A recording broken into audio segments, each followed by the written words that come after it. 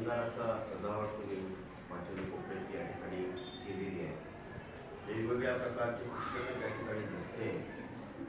तर ती या सगळ्या बाबी आम्ही फक्त सुरुवात करून केलेली होती. वेगवेगळ्या वर्गामध्ये अशा प्रकारचे वाचन कोपरे तयार करून आणि बाकी इतर ज्या बाबी आहेत त्या मात्र तुम्हाला करायच्या होते. तुम्ही ज्या पद्धतीने हे संबंध काम करताय निश्चितच कौतुकास्पद आहे, अभिमानास्पद. या सगळ्या बाबींचा मागचा उद्देश असा आहे की खऱ्या अर्थानं तुम्हाला वाचनाची गोडी निर्माण होईल.